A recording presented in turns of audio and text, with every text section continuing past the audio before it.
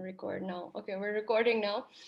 Sorry, going back to the question previously about epigenetics, can I ask you to hold these questions, because we actually will be doing behavior genetics in a great deal of detail.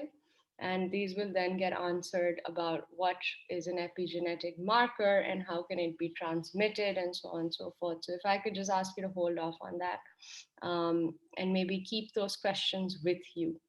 And I've already answered the question about genes having potential for making you a criminal, so I'm not going to go there again. And I'm just going to do two of these questions that were asked by Sadaf and Sana. Sana's question was about how epigenetic markers result in the transfer of trauma over one generation to another. Again, I would request that you think about collective trauma. And so within groups, for example, one small example of heritability is that intelligence is also a heritable quality within groups, okay? But then the expression of that intelligence depends on socioeconomic structure, socioeconomic status, and so on and so forth. Now, when we talk about trauma, what I was getting at was that there is now a lot of research being done into this transmission of collective memory. If that is correct, then collective memory of trauma is also transmitted. A. B. Certain epigenetic markers can be inherited. So, if that trauma has resulted in a particular mutation, then yes, it will be transmitted and passed on. If it fades away because the person who it has been transmitted to has very different life experiences, then it fades away. And yes, it is about the way that your body reads a DNA sequence. An epigenetic marker, like I said, right, it modifies the instructions the genes are getting on how they are going to be expressed. And so that is why that happens. And so it's a random process, Sadaf, but imagine the severity of the trauma that has to happen for it to actually modify your genetic expression.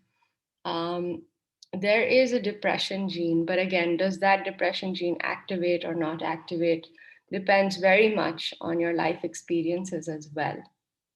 Same goes for the schizophrenia gene and so on and so forth. Again, like I already said, now I'm going to move forward.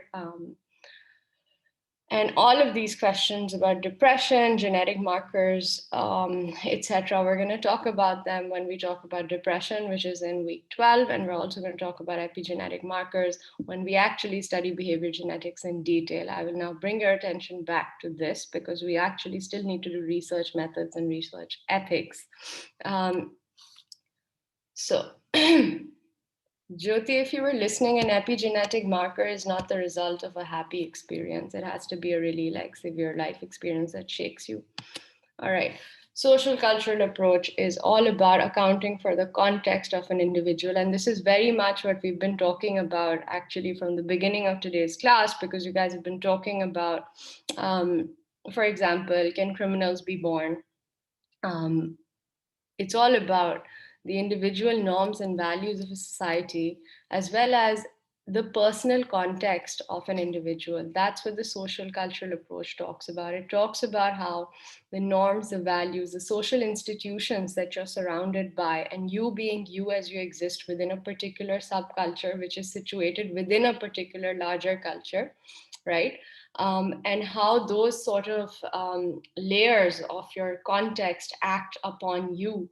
And when they act upon you, it's a two-way relationship.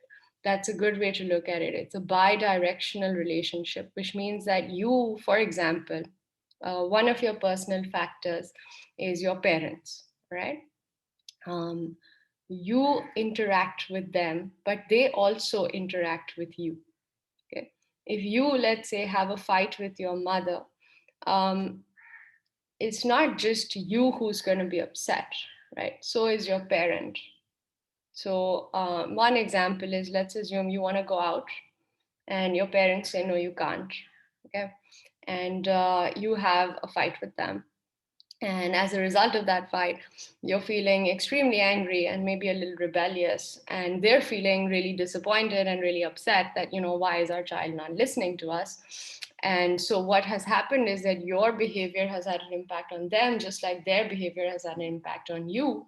And what happens next to you, right? Maybe you decide that you're going to rebel and you're going to leave the house in any case anyway.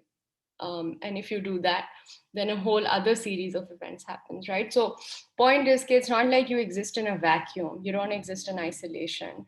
And the social cultural approach looks at the fact that you don't exist in isolation. If there are any questions about the social cultural approach, you can type them or ask them. Use the raise hand tool if you want. All right, next. So the reason we've been talking about these, and the reason I've also been rushing you to not get into the details of these, I'm going to take this question. Are social factors more likely to cause mental illness or genetic? I can't give you a yes or no answer. There is no absolute about, oh, yes, it's just all social factors or just all genetic factors, right? You have to understand that there's an interaction between the two. That is why there's a field of behavior genetics, right? If genetics alone could explain everything that happens to us, right, which would be biological determinism, if that could be, then why would we even have a field on behavior genetics? Because our understanding would be that, well, okay, if genetics is everything, we just need to understand the genetic codes and not really the behavior elements or what causes behavior. Absolutely, social factors can trigger our genes that can lead to mental illness. So this ties into the social cultural approach. Imagine this, okay? In a lot of cultures, the way that bereavement is managed is different, okay? Now, obviously, bereavement is in and of itself a very traumatic experience. It's a massive loss, a grief, and grief itself is a very complicated and complex process. And often a lot of sadness, a lot of depression is part of that grief, okay? Now, whether or not you have the gene for depression, uh, if society or the cultural norms and values around you, and this will be true more for women, says that, oh, because you are a woman and now you don't have a life partner, then you have no value, you have no power, you have no authority. You should basically sit inside your house forever. And in a lot of, particularly our culture, that is a message that is communicated to many women who have lost their husbands. And that messaging, right, that norm and value surrounding widowed women is something that contributes to depression. Absolutely. And that's an example of a social factor that can absolutely trigger mental illness, because this social factor, right, this norm is depriving the individual of any sense of self-worth. So that's something to keep in mind. Has the social cultural approach been used over the years in other fields like anthropology as well? Anthropology is in and of itself the study of human society and human behavior. So anthropology incorporates the social cultural approach in everything that it does. All right, now somebody has a hand raised. Laiba, go ahead. Hello, Miss. Can you hear me? Yes. So, Miss, I have a question. I don't know it is related to this social cultural approach or not, but like our socialization, which is totally depends on our culture and environment. So, does that fall into this approach? Yes. So when you talk about socialization, right, that's a Yeah. concept within sociology. Okay, Okay. it's not a concept within psychology. In psychology, instead of saying children are socialized, we would say that children acquire the norms and values of society because they are taught to them. And this is something that Lev Vygotsky says in his theory of cognitive development, where language is one of the building blocks of cognitive development. And the way that a child learns a language is through exposure to social norms and values. And we're going to study Vygotsky as well. But yeah, that's what it is. And Okay. so it's similar but different is what I would say. In the case of feral children who are not given sufficient primary socialization, where the impact of society on them is taken out completely, can we say the social cultural approach doesn't apply to them? So in feral children, if you consider the case of feral children, actually you absolutely do use the social cultural approach, because just because you're feral, right, doesn't exclude you from analysis. And so, what is really interesting about the very rare cases of feral children, and we can talk about one of them, which is Jeannie. There's a woman named Jeannie who's a very popular case study. Um, but in the case of feral children, the absence of exposure to social culture, the absence of exposure to society in general, and the absence of exposure to cultural norms has very different effects on their own cognitive development. So imagine if you have no exposure to society at large, what happens to your language development, right? Or what happens to your theory of mind, which is how you actually are able to communicate effectively with other people. If you're not exposed to other people, how do you communicate with them? Right? So just because it's a different context does not mean that the social and the cultural elements of that context shouldn't be considered. Because remember, it's personal and environmental factors together that are your context. That's what context is. All right. Our own perception of social circumstances that we experience affects our mental health. Yes, this is also true. But think about the fact, where does that perception of those factors come from, right? um, how do you learn those what is it, what is, when you say your perceptions of social situations, you're talking about being predisposed to observe social situations in a particular way. um, and now I'm going to stop taking questions and get to this particular slide. So somebody has their hand raised. Okay, so can you just what were you asking?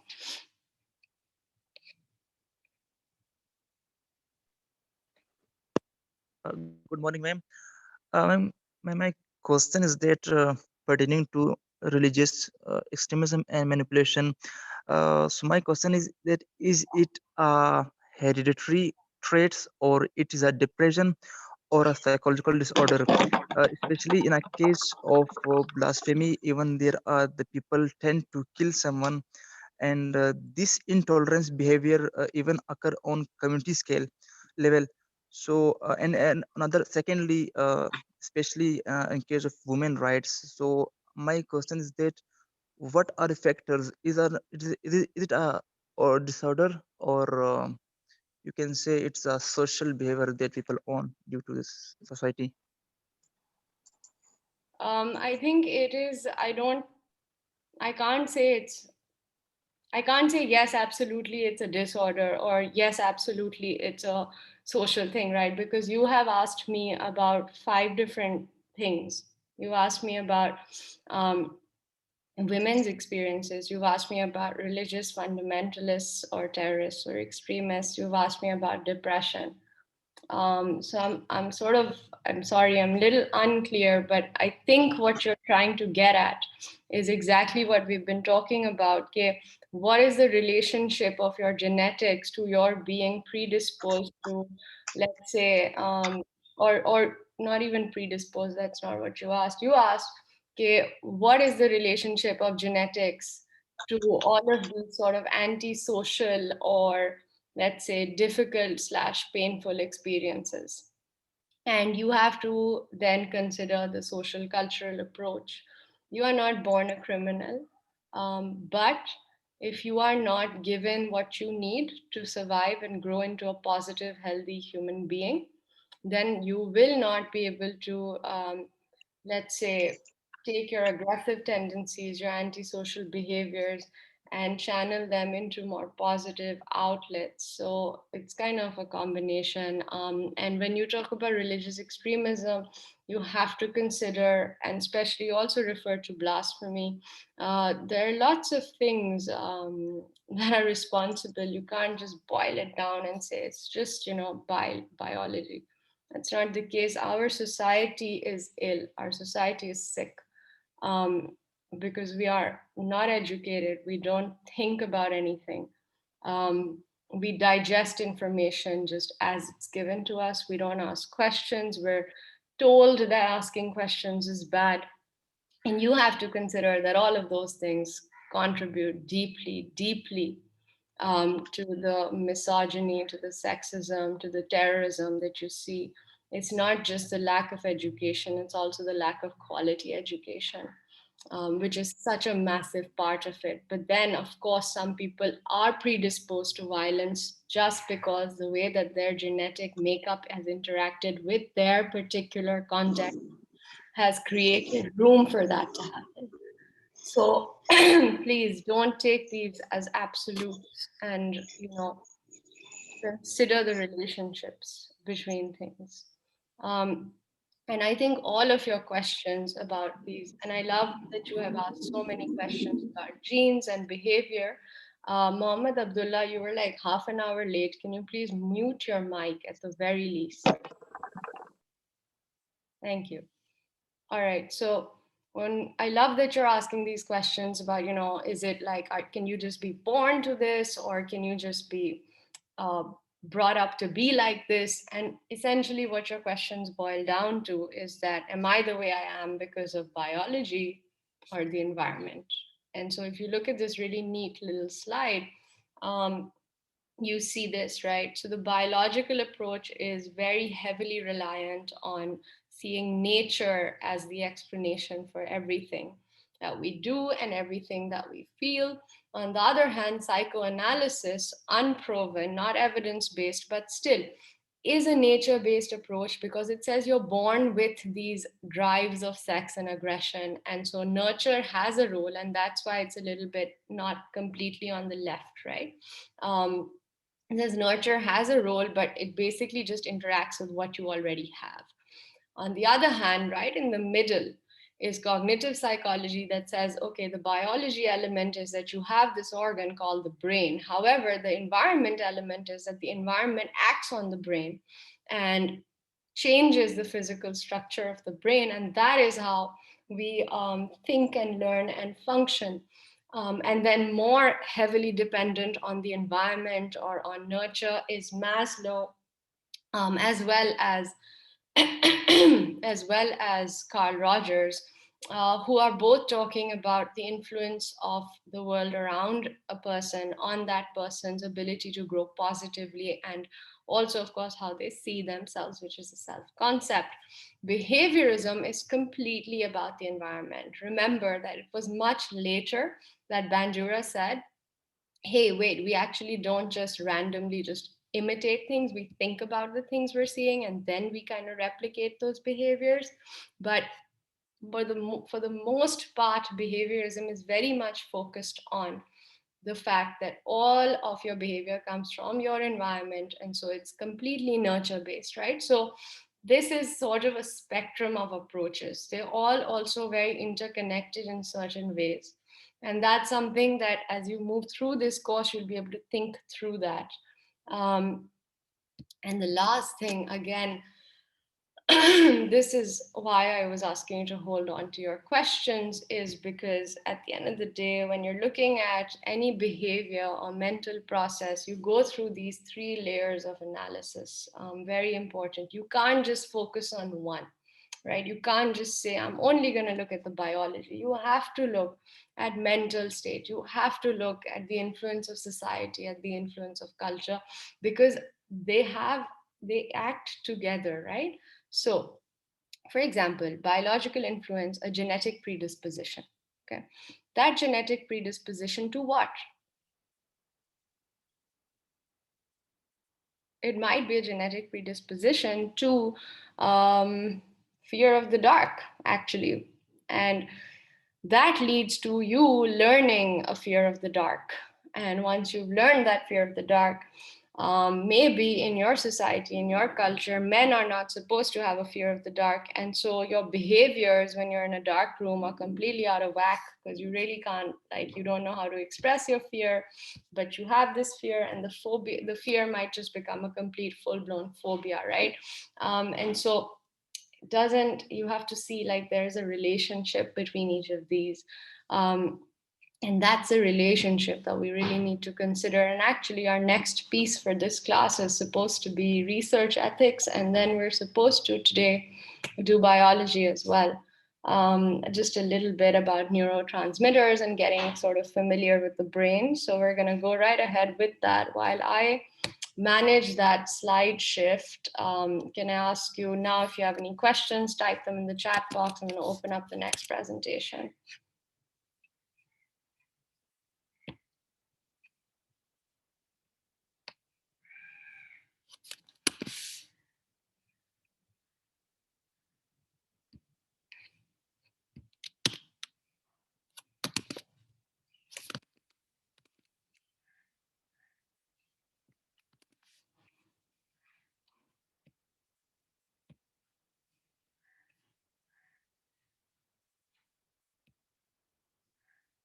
Okay, really interesting question. There's a statistic for USA that 1 of 4 people experience mental illness at some point in their life. So what protects them, meaning the 3 people who don't experience mental illness, considering that there are so many factors that can lead to the development of mental illness? Um, so protective factors come in the form of a strong support system. They come in the form of access to resources for help. So, for example, access to a therapist on campus for you guys would be a support system, a protective factor. Another protective factor is a healthy home environment. A healthy and functional home environment is another example of a protective factor.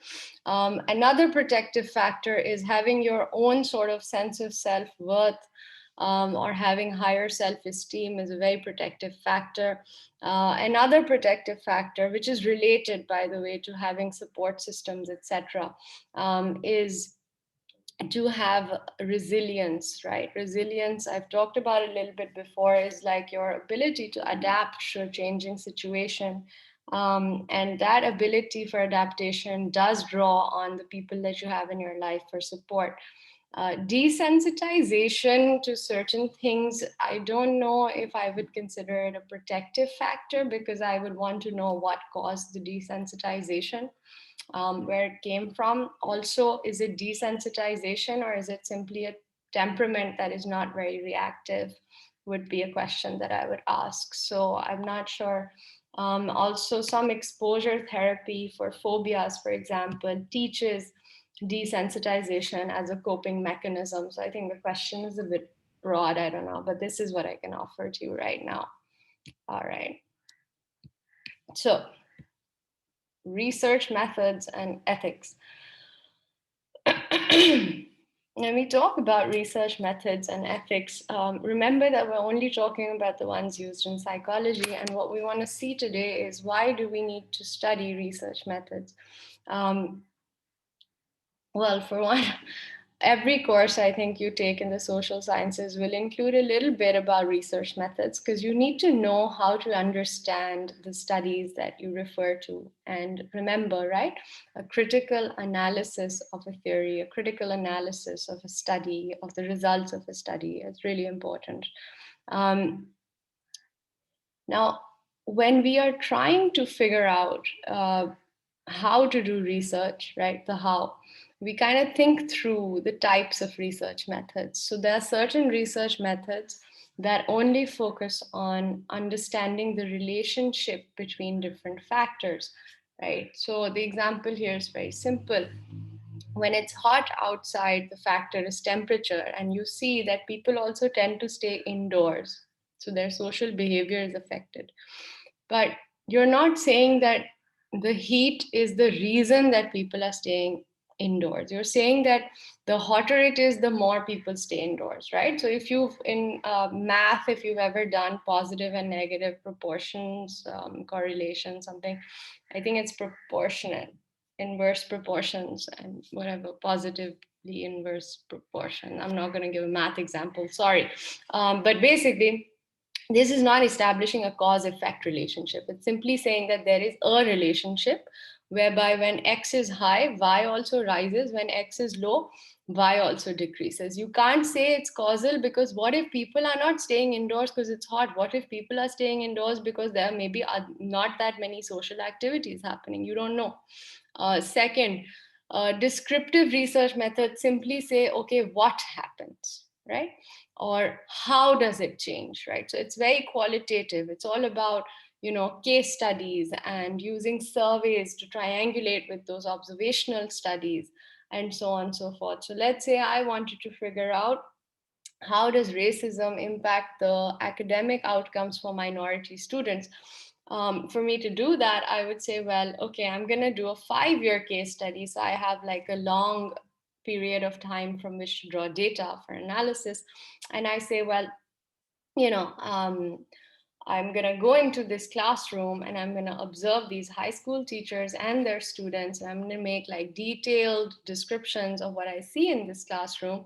And I'm going to use that to figure out whether it's true that, or just to figure out how these teachers have impacted minority students. Are they racist? What is happening? And when I'm doing that, what I realize is that, yeah, actually the white teacher doesn't ask the brown students too many questions. And as a result of that, even when a question is posed to the class in general, the brown students tend not to respond. And then what I do is I interview the teachers and I interview the brown students, and I realize the brown students do consider the teachers treating them differently than white students. But when I interview um, the teacher kind of doesn't seem to be aware of this particular bias. It's an unconscious bias. And so I'm like, okay, so it's an unconscious bias in high school teachers that's affecting their differential treatment of minority students. So it's like unconscious racism. Um, so you kind of use description, and there's a particular, within the social sciences, there's a lot of emphasis on something called thick description, where you really get into the nitty gritty details. There's no detail that's not important, right? And then finally, experimental research methods are where you put you want to see the impact of variable X on variable Y. And to see that impact, to see the effect, you are going to manipulate variable Y by changing variable X. So X is your independent variable. Sorry, yeah, X is your independent variable and Y is your dependent variable. And you basically take X and introduce it to Y to see how Y changes, to determine what the impact is. So for this very simple baby example is that if you set the clock forward, that's the independent variable. The dependent variable is the teacher. You're trying to figure out, if the clock is set forward 15 minutes, will all teachers end class 15 minutes earlier? Again, you're just manipulating time to see the impact on the teachers, who are the dependent variables, right? They're dependent because the independent variable is acting on them. They're dependent on the independent variable. Okay, question from Namin. Are correlations not necessarily causal, or are they not causal at all? Can we determine causation from a correlation if we have enough information? What is the difference between correlation and cause and effect? A correlation is just a relationship, okay?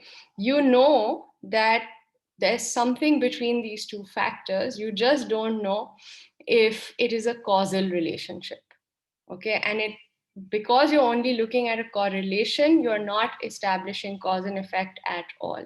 A cause and effect relationship is, if I, okay, if I cut my hand, I'll bleed. The cause, I cut my hand. The effect, my hand is bleeding, okay? A correlation might be, um, the larger the cut, the more blood loss, right? So it's not exactly cause and effect. You know that when the cut is larger, there's more blood loss, but why is there blood loss? Some people's blood is thinner, some people's blood is thicker. Do you understand why it's not a causal relationship? Some people bleed a lot more. It depends on what nerve you hit, right? So cause and effect is X is caused by Y, or sorry, Y is caused by X. Correlational relationship is simply X and Y are related.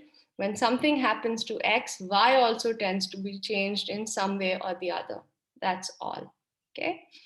Um, okay, so if that's clear, we now talk a little bit about specific methods. So a case study is very useful when you really want to get some in-depth, detailed information about a particular aspect of human behavior, human thinking. And how you conduct a case study is by examining and actually observing a subject, a group of subjects, a situation over a period of time. And if it's a short term study, then it's latitudinal. If it's a long term study, it's longitudinal.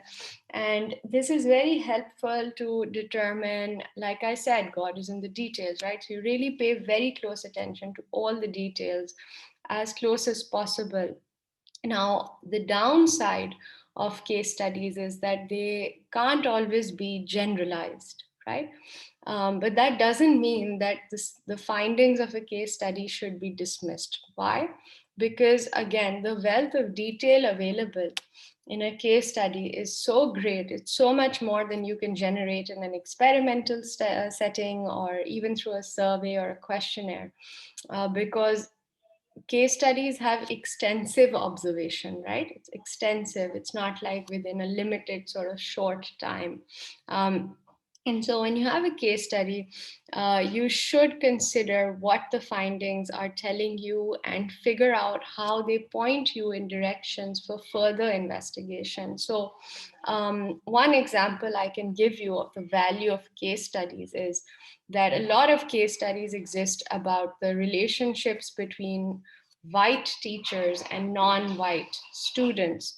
Those case studies are really helpful because when you look at all of them together, they reveal that white teachers consciously or unconsciously have racist attitudes towards non-white students, and where these attitudes are unconscious, they can be brought to awareness and changed. Where they are conscious, they have to be rectified, and policy and regulation has to take place. But at the end of the day, together those case studies give you this really essential information, not just about what teachers need to change about their attitudes towards non-white students, but also that case study tells us we need to figure out what are the other factors now affecting non-white students' future prospects. Because if they're being taught by racist teachers, conscious or unconscious, what happens to them when they transition from school to university,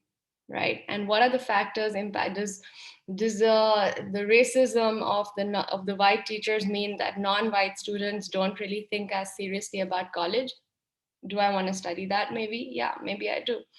So a case study is really a great way to get a very detailed view of anything, really.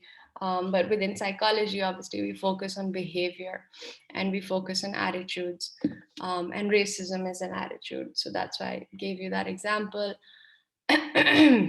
Moving forward, when you are doing the observation, let's say in a case study, um, you can either set it up in a, well, okay, so there's case study and then there's naturalistic observation. Um, if you are conducting a case study, then what's happening is that you are looking at a group or one person over a large period of time. That person may and usually is aware of your examination, right? You get consent. And remember, now bear in mind the ethics element of this.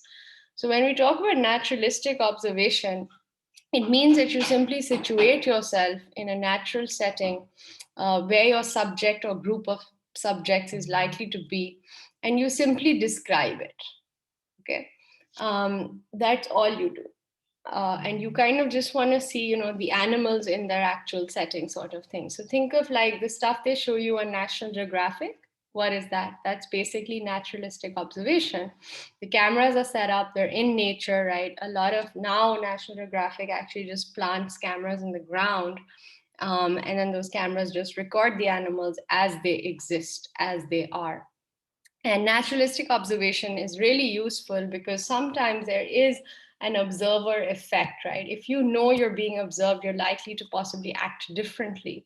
And so, yes, naturalistic observations have to be covert because if your role as an observer is explained or is how do you say is highlighted, then the observer effect comes into play. When the observer effect comes into play, then you essentially have disrupted the natural environment you wanted to observe.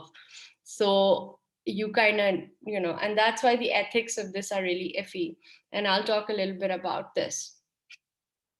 And Charika, there is a research methods course that you can take. It's offered, I think, maybe next semester or the semester after. But yeah, that's what you should take. And so naturalistic observation is still helpful, but we can't say that the observation is an explanation. Okay.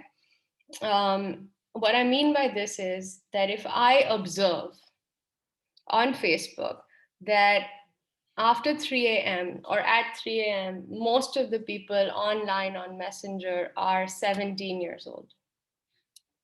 I can't say that, oh, this observation means that all teenagers are awake at 3 a.m. and can't sleep and have sleeping problems. It could mean any number of things, right? It could mean that maybe you have an exam the next day and you're all discussing what needs to happen for that exam. It could mean that, well, I don't know, there's a football game that you're all watching, and so you're all online commenting on it or whatever. It doesn't necessarily mean that teenagers are insomniacs, but the observation, all it has told me, let's say my naturalistic observation of Facebook at 3 a.m. has told me that the majority of people online at 3 a.m. are 17 years old. Bus. That's all. Right. Um, so I'm going to see, we have a couple of questions.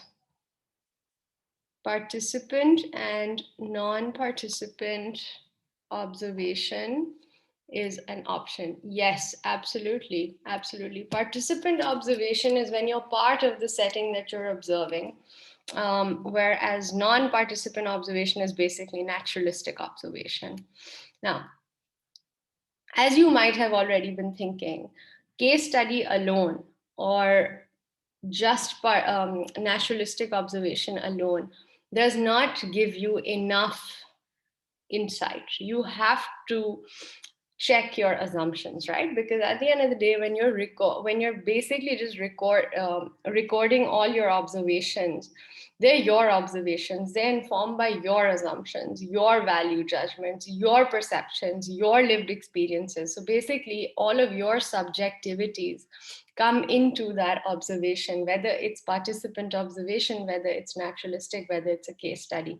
And so what you need to do is you need to do something else. You need to use another tool to help you check those assumptions, right? And so that is basically surveys, which are questionnaires. You administer the surveys. You can also, by the way, a survey can be a questionnaire. A survey can also be an in-depth interview.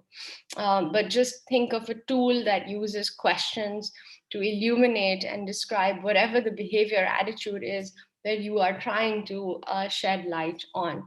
You can use a survey and just a survey, and use that for your primary fieldwork or primary research. But when you're using a case study, it's usually considered good if you also include a survey, a questionnaire of some kind, or an in-depth interview to check your assumptions, to get more detail, to get some insight from your participants. It's good to have a survey in that case. But again, a lot of it depends on what it is that you're trying to test. So you kind of need to figure that out. And when we consider survey data, we need to think about the language of the surveys, of the questions. Are the questions leading questions? Do they lead people to provide particular answers, right? So example of a leading question would be something that says, let's say, do you think that all boys should have careers in science? So A, it's not a great question because it's completely close-ended. You can only say yes or no, right? And then the yes or no is misleading. What if I say no? But what I actually mean is that I think that boys should be free to choose whatever they want to do, right? Um, but I've just said no. It doesn't give a lot of information. And so instead of that, if I ask the question, hey, what do you think boys should do for careers? Then I'm more likely to say I think they can do anything they want. Now we have a couple of questions. Um, Yumna has her hand raised. So Yumna, hold on for a second. Let's see. Wow, you guys said a lot. Right. Naturalistic observations could lead to experiments in which we could test out behaviors we observed. Absolutely. That is an excellent, excellent, excellent point, showing the interconnectedness of different kinds of research and the utility of this particular method.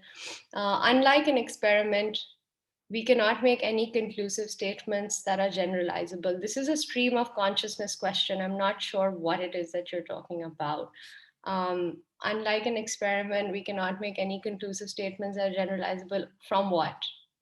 Um, in order to analyze these behaviors, we need to compound research methods. It depends very much on the kind of behavior that you're trying to look at. Also, that's not the only thing you're going to analyze, right? Psychological research extends to neuroscientific research. It extends to, and within that, you can think of perception, sensation, all of that. And so it's hard for me to say that you must absolutely always compound research methods, because some particular research methods, such as experiments, are just obviously completely of use. I mean, if you're trying to observe the brain, right, how the brain changes, you can't do that unless it's a laboratory setting. So you actually cannot really use naturalistic observation at all. So, you need to think through what it is that you're doing research on. Sorry, that happened. In order to, okay, the survey includes structured interviews only and not unstructured interviews. Survey, yes, right now is just talking about questionnaires. I haven't talked really about in-depth interviews, which can be structured or unstructured. I personally feel like semi-structured interviews are the best way to conduct interviews. Hamna, for example, companies asking the extent to which people like their product. What is that in relation to? In naturalistic observation, there is no experiment setting, no set rules or instructions. This leads to Does this lead to inconsistencies in the interpretation of data from naturalistic observation? I don't think it would lead to inconsistencies in the interpretation. But I think it's important for the researcher to be very reflective of his or her own approach to that naturalistic observation, which means that reflexivity is really important. Isn't it necessary that every person likes I don't understand, I'm sorry. I don't understand. Survey can't always give reliable data because people can lie. Yes, it also depends on who you're asking. Yes. Are reliability and validity different? Yes, they are. When we speak of the validity, we talk about internal validity and external validity. Internal validity is, in a nutshell, is the research design free of bias, and has it been checked thoroughly for assumptions? Um, and external validity is, if this research were to be implemented in a different context, to what extent would it be producing the same results? The Hawthorne effect is very real. This is true. Oh, okay, Hamna, thank you. An example of a biased question. The extent to which, yeah, absolutely. If you ask someone, oh, how much do you like this, you're implying that you have to only like this, you can't dislike it. Hamna, thanks, that's a good point. Reliability is a consistency in results, whereas validity is an accuracy of results. Naturalistic observation does not provide positive. Yes, okay, great, thank you guys, you're also answering each other's questions, I love it. Populations and sampling. So once you figured out that you want to test for something, right, you want to see, let's say, I'm thinking I want to see attitudes of optimism in older adolescents. Okay.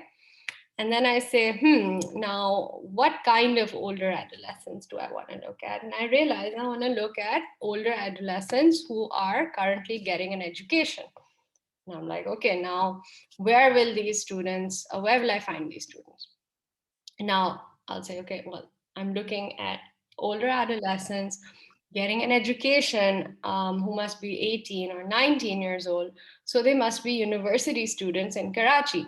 So the group, all the people in the group that I'm studying, the population, right, all the people in the group I'm studying are university students in Karachi.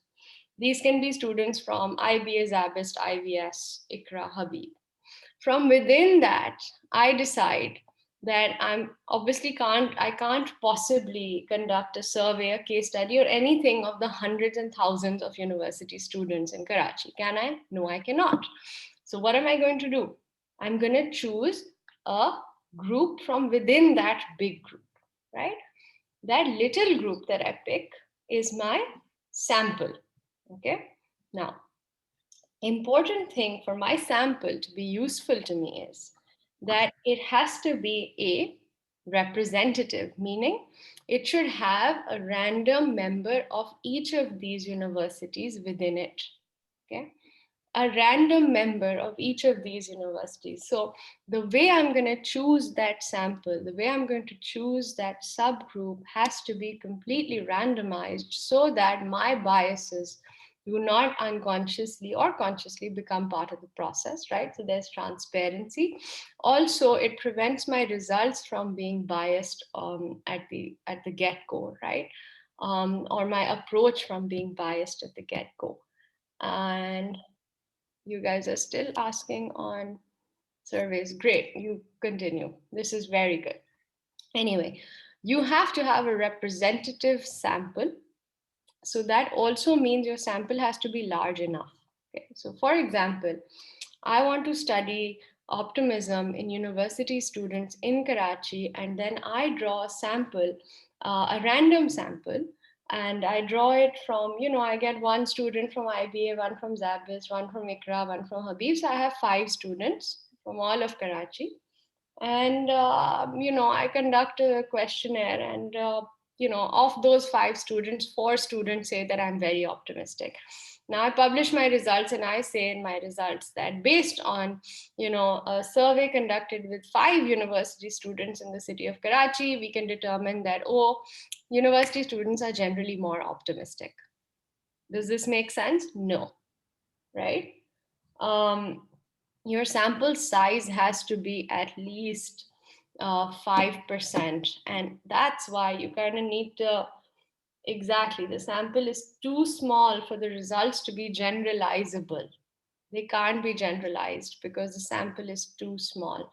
So it has to be representative, and it also has to be not too large, but just the right sort of size. And that right size, what we, in practical terms, when we do research, when I do research, a really good rule of thumb is to have a sample that's at least 5% of the population. That's really helpful. And so that's why that's sort of the last piece of the puzzle about like who you're looking for, who ends up being part of your study. How does randomization extend in national surveys? Because population is so large, it might not be possible to have representative of every group. The national survey does not present a generalized theory. A national survey like a census or like the economic household data is always quantitative, it's always broken up, it's different. um, so it kind of doesn't need to represent every group because it kind of already does, because a national survey extends to every household that is accessed. Can the random sampling be the accurate representation of the entire population, and other factors would not be equally important? It's not that the other factors become unimportant, it's more that your research design Ursula has to be such that you draw out those different nuances in the students, right? So the first thing would be to figure out the answer to my question. what does optimism look like in university students? The second step, right, the suggestion for further research would be, okay, if of my entire sample, and this is a very important point because you always want to get demographic information from the sample, right? And so based on that demographic information, I realized that 80% of my respondents expressed an attitude of optimism, but of this 80%, 70% belong to a higher SES. And so, maybe now I need to account for the impact of SES on optimism. So it's about how you interpret your results as well, right? Think about your assumptions, think through those. That's very important. When a sample is too large, sometimes what happens is that the results are not nuanced enough for you to kind of really be able to do anything with them. You might even lose track of what you're actually measuring. So, sample again, that's why you have a guideline, right? 5%. Um, there are always factors we need to control as to make our research generalizable. There might be a small contradiction. I don't know. Maybe think about what the factors are that you would control. A representative sample equals a random sample. What does that question even mean? A random sample has to be representative. A random sample will be more represent. I don't know what you're asking, but I'm going to try and answer it. A random sample usually ends up being more representative, but it depends on the methods used for randomization. So again, you guys, some of these questions, think through the question. All right, so now is 9:45. But we're going to do this for another 5 minutes. So, experiments. When we talk about experiments, we're talking essentially about how, and this might refer to the control element that you were referring to earlier. When we talk about experiments, we're talking about an independent variable, a dependent variable, and control variables. Okay. An experiment, you design it, you develop it, figure it out because you have a prediction. A hypothesis is a prediction that you come up with that if X does this, Y will do this, right? Um, for you to know that it's actually X that's doing this to Y, you also need a setting where there is no X and there's just Y, right? That's your control group. And that comparison kind of is there so that you really know that it's X that's making this happen to Y or giving this thing to Y, or this is why Y is changing because of X. X is the independent variable. So in the control group, you don't introduce that independent variable, right? Because you want to know what the relationship is of that independent variable to your dependent variable. So, an example, very cute little graphic here. You can't see the bottom is cut off, but there's the independent variable is this soda can, which in the next photo is juice, and the next photo is just water, right? And it's obviously directed towards a plant. Now, when you have a plant, um, you usually water it, right? That's a normal thing to do. And that's why the plant with the water is a control variable. It's a normal plant just as it would exist otherwise. Why in its normal, usual situation, control group. Then you have the dependent variable, by the way, is the height of the plant. You want to know, okay, does the height of the plant change if you introduce something other than water to hydrate the plant? That's your independent variable, right? So independent variable is what you're changing. What you're changing in this situation is the liquid being used to hydrate the plant. The dependent variable, what you want to see whether that changes or not because of the independent variable, is height. You're seeing, okay, because if I introduce water or juice, if I introduce juice or soda, does that impact the height of the plant or not?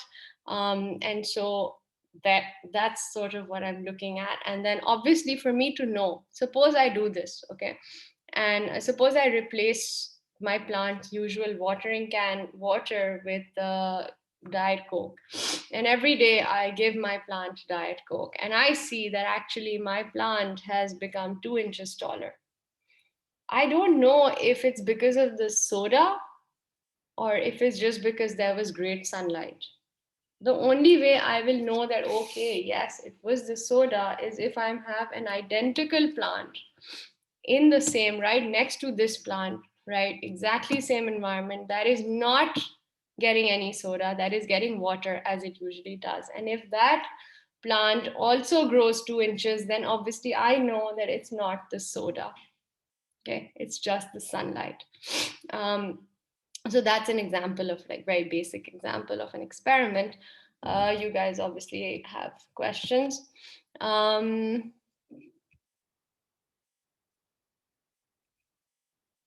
no questions, okay. Since random samples need adequate representation, if research is focusing on minority groups and dominant groups, how does affect the percentage of the population? You have to account for the difference, and you have to balance the difference. You have to be aware and acknowledge the difference as a limitation of your research design. Okay, good research always presents limitations of the design. You want me to explain what makes an experiment standardized? I don't understand the question. Can you rephrase it, maybe? All right. When you design an experiment, you have to account for confounding variables. So, for example, in the plant that I was talking about, the sunlight is the confounding variable. The sunlight created the change in height and not the independent variable. I need to be aware that the sunlight is the confounding variable in my interpretation of the results. I'm still unclear. Mema, I don't understand your question. The placebo effect must be accounted for to ensure that the effect is actually caused due to the independent variable.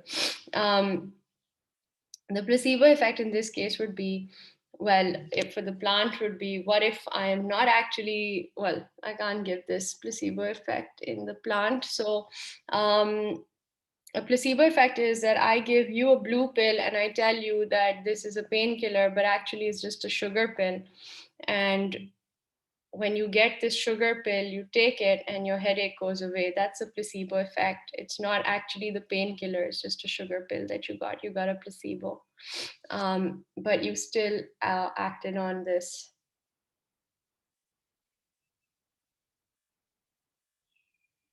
Okay, any other questions?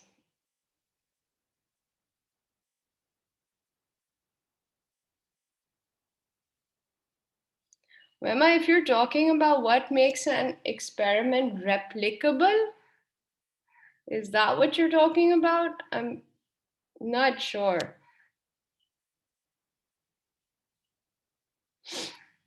Okay, so an experiment is replicable if the setting that it's conducted in is a replicable setting, right? So if I say that I'm testing this hypothesis of, okay, very good example just came to me. If I'm conducting an experiment to see that people's behavior is different on February 29th. So in a leap year, on a leap year day, people's behavior is different, okay? And people are likely to be more aggressive in a leap year. That's my weird little hypothesis, okay? I design an experiment. I do the experiment and I find that actually, yeah, in my sample, all these kids were much more aggressive on the 29th of February.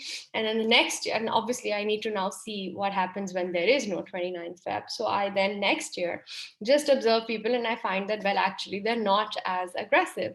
But this experiment can't just be replicated subsequently the next day, right? It has to wait another 3 years for the next leap year to come, and then I replicate it. So in some situations, it is basically not possible to replicate an experiment. So it can't be standardized. If I want to sit and I want to measure a particular phenomena that's going to happen only on a person's 21st birthday, then I can only replicate that experiment for other people on their 21st birthday. So it's still replicable, right? So it's about the research design. the replication of an experiment. It's about the setting. Can the setting be recreated? Does that answer your question? The placebo effect is different from a confounding variable. The placebo effect is something the researcher is aware of, and can also create, by the way. A placebo effect is something that we test for as well. So it's different. A confounding variable, on the other hand, is revealed during the experiment itself. You can't like already know that it'll happen. The placebo is related very deeply to the psychological composition of it, right? Like if your brain believes it to be true, and that's why it becomes true. So that's it. But the jury is still very much out on the placebo effect. All right. Okay. Right. Okay. Yeah, you guys, you ask a lot of questions. It's fabulous. I'm really happy with it. But we do have a lot of material to cover, so we're gonna get to this next class. In the meantime, now a couple of requests from you. Please be on time to online class. Okay. I mean, I loved your questions, and I wish that we had more time for your questions, but because we had to wait for at least 10 minutes for people to sign in, and then another 5 minutes just sort of working through adding. You have to understand that when you enter a meeting room late, I have to admit you to the meeting room, and then just that is such a big break and distraction. I would suggest you try to do this yourself if you think it's not such a big deal. So be respectful. Just because it's online doesn't mean you can walk in at any time. All right. So yeah, next time going forward, if you're not here at 8:40, you're not here. I'm not going to admit you to the meeting. So that's all I can pretty much do. On Monday, we will meet in person.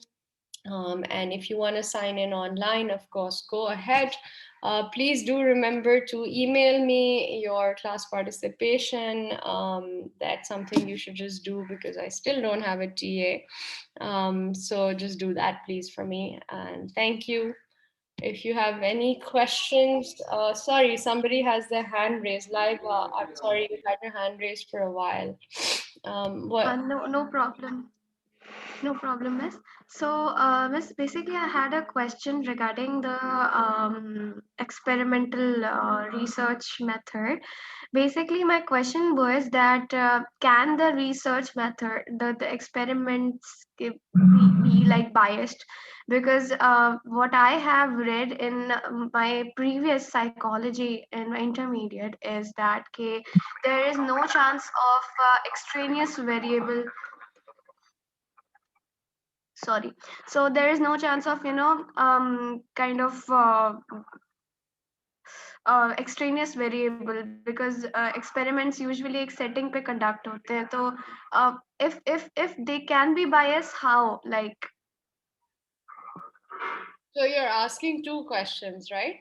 You're asking, can an experiment be biased? And the second question you're asking is, can extraneous variables still affect an experiment? You're asking two questions. Am I right? No, I have only one question. Can an experiment be biased? Because I have read in my previous psychology in my intermediate that there is no chance of extraneous variable, right? तो मतलब वो biased कैसे हो सकता है? Like that is what I was asking. What are you defining as an extraneous variable? Basically, in an observation, we can see that बहुत सारे जो हम when we start observing basically the people, तो उसके अंदर बहुत सारे extraneous variables भी आ जाते हैं that वो कुछ attention अलग काफी सारे मतलब fluctuation of attention भी आ रही होती है, and there is another kind of variables that affects your observation, but in an experiment you have a setting basically.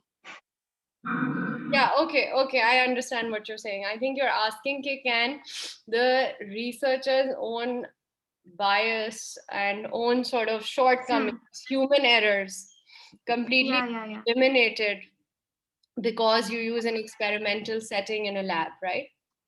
Yeah, That's yeah, yeah, what I'm right. asking. I Yes. don't think, particularly in psychology, in all honesty, I don't think that you can control absolutely and make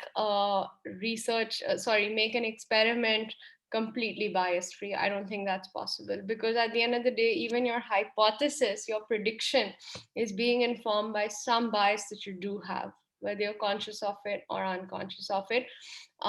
But good research and good researchers remain conscious of that bias, and they acknowledge that role, and that's what we call reflexivity in research. Um, so you're right that extraneous variables, as defined by you, will impact the design of not the design, the implementation and the interpretation of an experiment, as well as observation. In anything, the researcher's reflexivity does enter into the picture. It is how to say, it is incorrect to assume that you can ever have a judgment free, completely judgment free social science experiment. Not happening. All right, Aisha, you had a question. Assalamualaikum, ma'am. So, my question is that is there a set criteria for researchers to follow so that they could minimize the biasness? Because again, when if we are doing the sampling method, the sampling technique, then again, we're not accounting for the whole population and the people that we are targeting in that research. Like there would be definitely some groups that would be neglected and ignored completely. So, is there a set criterion that like just gives assistance to the researchers to ensure that there is less biasness and a more kind of accurate research for them? And are we going to study that in this course? No, you're not. You're not going to study that in this course, because this is not a research methods course. But it's a very good question. And what you do need to know right now for your purposes is that yes, there will always be some form of bias, but at the same time, what is most important is that you acknowledge that your objectivity, you're being as objective as you possibly can. Okay, number one, you're being as objective as you possibly can. However, you acknowledge that there are gaps in that objectivity, and you figure out what those gaps are. You figure out where your subjectivity is coming into the picture. That's the first thing. And you figure that out when you're designing the experiment. Thanks, Hanya, go ahead. When you're designing the experiment, you figure out what that gap is. And when you are interpreting the results of your experiment, you also have to be very, very conscious of this, right? एक चीज होती है, it's called cherry picking. So you pick only the pieces of your results that are most relevant to support your hypothesis, and you can do this unconsciously as well. One of the things you'll study in a couple of weeks is called confirmation bias, where we as human beings are naturally attuned to selecting information that confirms what we already know. So, being aware of things like that, that's the first piece of it. The second piece of it, jo aapne pucha about the different groups of people that can be involved in a study, um, that is also very relevant. Please, if you have a class, you can go. This is, please go.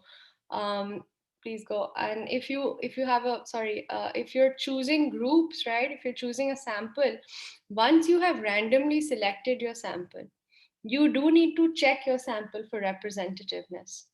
Okay, if it's not representative, good practice dictates you should do another round of selection. Maybe something was wrong in your process of randomization, right? So you have to think through that as well. Anything else? Fatma, you have your hand raised. This is the last question because I need to go to now. Hello, Miss. Can you hear me? Yeah. Yeah, I'll just keep my question very short and quick. Mm-hmm. I had a question about descriptive research method. Mm-hmm. In the particular example that was mentioned in the slide, that a 5-year case study was used, this particular period of 5 years, was used to make up this case study. But what if those 5 years have a particular effect on the results of the case study? For example, if we are conducting the research around 2001, when the 9/11 attack and all those happened. So if we are conducting a 5 year study around that time, and if we are conducting a study around around this last year happened, I forgot the name, the Black Lives Matter movement after this. So don't you think that there would be a great deal of difference between the results of two case studies? Yes, absolutely. Absolutely. That is absolutely correct. And also, this is something, and this is why case studies are really important, because they're giving you snapshots of a moment in time, right? And using that is it just, you can use that to then ask so many more questions that can then be explored through further research. So that's exactly the value of case studies. Yeah.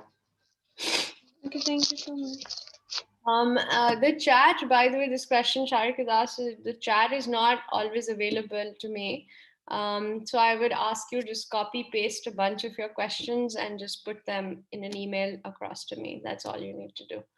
Mm, what I can do also, if that's not convenient for you, then just जो भी आपके सबसे pressing questions थे वो आप लिख के मुझे भेज दो. Okay? All right. Thank you guys. Bye bye. Bye, miss.